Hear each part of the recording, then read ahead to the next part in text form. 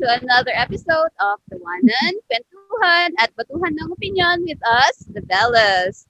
So for today's episode, we are going to talk about one of the most underrated and underappreciated member of our family, who is our fathers. Okay, so let's dive in and let's appreciate just for today how special and wonderful our fathers are.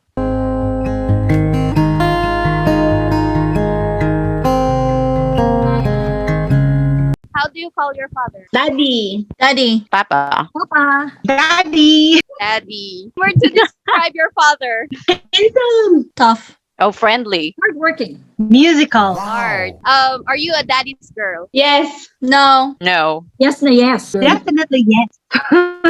Yes. Dad's favorite word or expression that he always uses. Initiative naman kasi ah. Awan lang maikabik, which translates to I can't promise anything. House and Shetty meal. Anak ng pating. Try mo pa igamin ah. Try it first. Oh, what do you like best about your dad? He's being proud of us. Once he loves what he does, he really sticks to it. He has this kind of charisma that I do not have.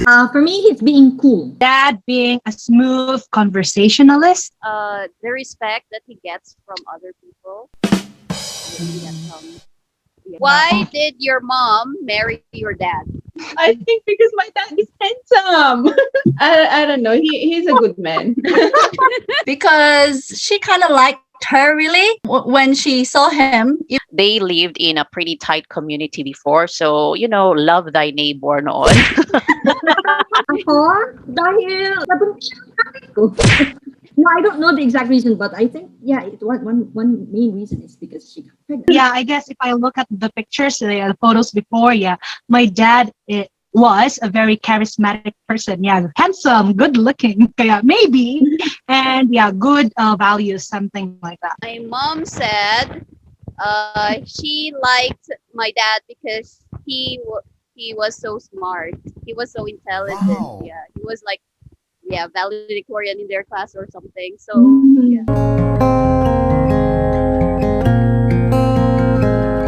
Partly yes and no. Yes, because of his positive characteristics. And no, because I want a life partner or a father of my future, whatever.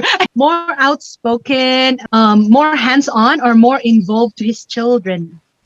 Same. No, because my dad is also not very expressive and not very affectionate. So I want somebody who can express himself more and be more affectionate. So I grew up actually thinking na gusto ko ng ganong klaseng lalaki din. Syempre hindi perfect pero acceptable yung hindi pagiging perfect. So yes, I would marry someone who's like my dad. It was in my prayer, really, when I was looking for a guy to be with, a total opposite of my dad. He has undesirable qualities. Yung mga desirable qualities niya, of course, I like that. So, sa men, he's not so good traits, then of course, no. Yes and no then for me. As I mentioned, he is hardworking and he's cool. And I like hardworking and cool guy. But he's too kind. Too kind, too resilient, too enduring.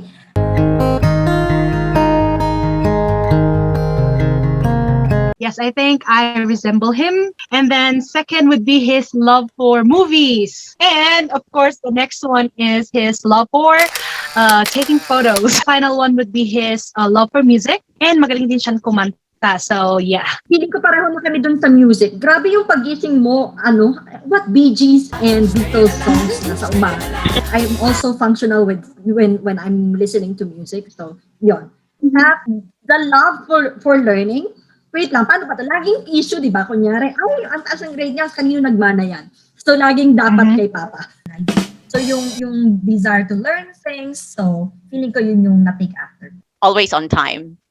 Ooh. Na-take ko from my father. Lagi siyang on time or lagi siyang early actually. Kasi matulin talaga siya. Fast walker.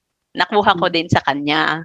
mabilis siyang maglakad. And minsan, pag feeling ko madiskarte ako, yung parang, I can do this, I can do that, I think I also got that one from him. I always describe him as jack of many trades. Ako naman, people say that I really resemble my father. I don't think so. I really didn't think so, but they say so.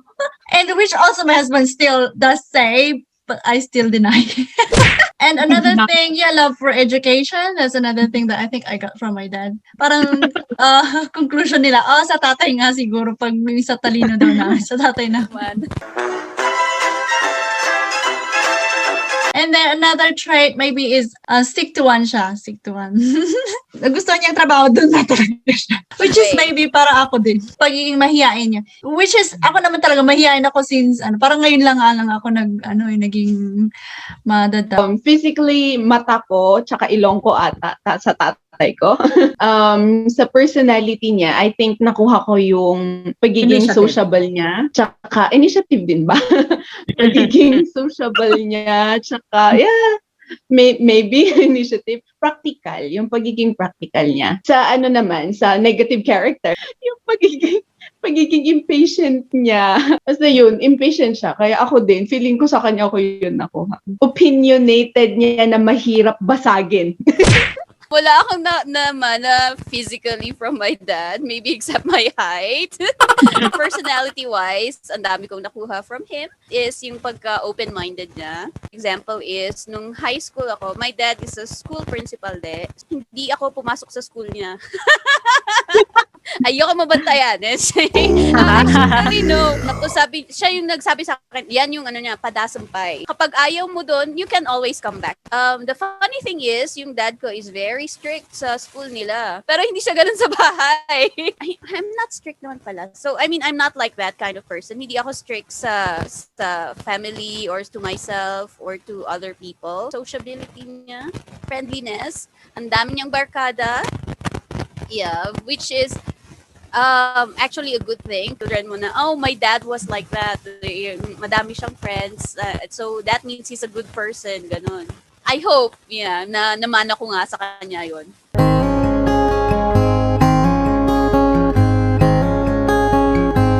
Anyway, I think this is very universal among dads or even among parents. They would always say that you treat others with respect, and you always have to be kind to others, and you have to stay humble. But he also has his ways of implicitly teaching us lessons. Let's say, yung quality that we have to fend for ourselves. I think, yes, that is a lesson that we got. My love for reading before.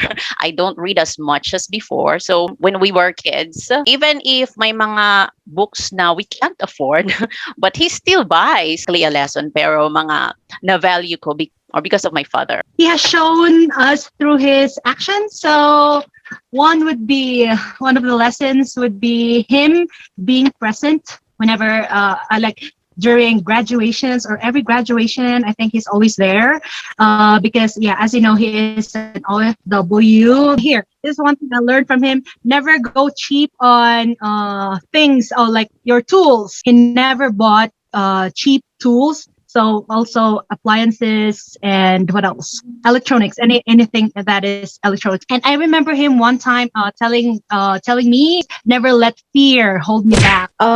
So sa akin, I learned from the way he does things and the way he talks. So yung una nga yung initiative na sinabi ko kanina, pag may nakita kayong gagawin nyo na. Kaya hindi na kailangan may magsabi sa inyo, ganyan. My dad values education talaga.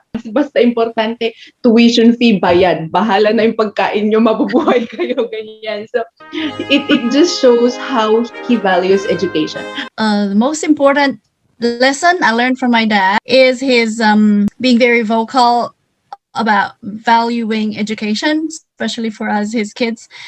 Because he kept telling us his story about failing to finish study. It was a great frustration for him, and he made himself as an example. So he really wanted us to be responsible enough so that when we grow old, we do not have to depend on them. The lesson that I've learned from my dad is never stop learning.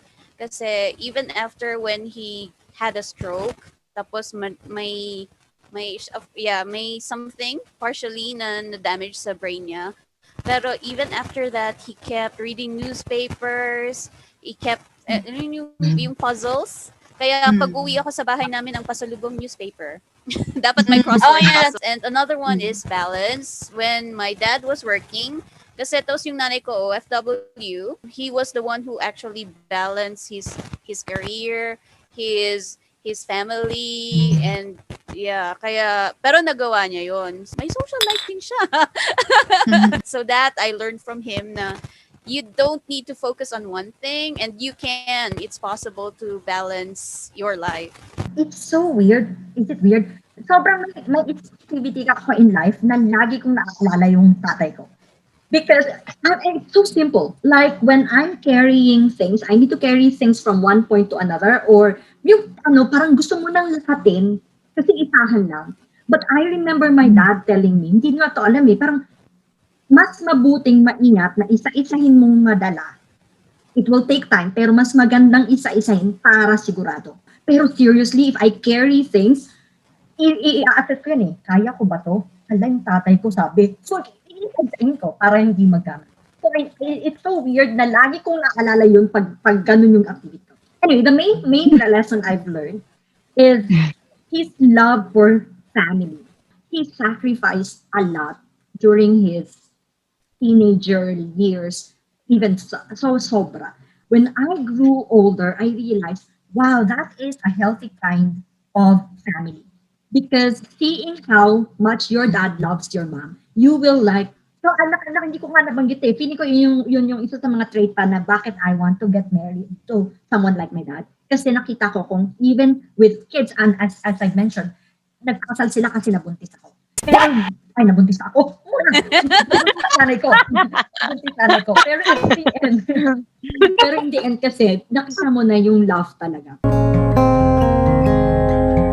So, ang role niya sa buhay ko is the man. Person I go to, or parang yung the man figure in my life.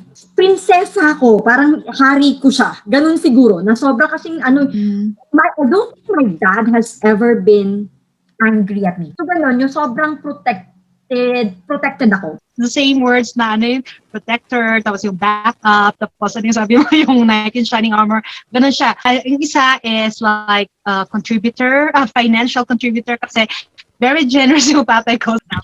And yung isa is like companion, especially travel. Para siyang someone who's always behind me, na hindi siya nagpo-push pero he's there to catch me. Para siyang net. His role in my life is safety net. Well, he's my handyman. So I'm the person who's not in a relationship here at home. So at least I can say that I have a man. He's been the constant thing in my life. For me, first, I think his role is literally a guardian.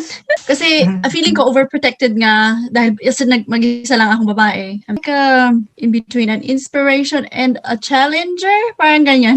Unang-una provider siya sa akin. Kasi sobrang ilang kami magkakapatid, pero talagang pinaghirapan nila ng mama ko mag-provide ng education namin na home. Yun na lang ang sobrang ramdam ko yung pagiging nasa home ako pag kasama ko yung tatay ko.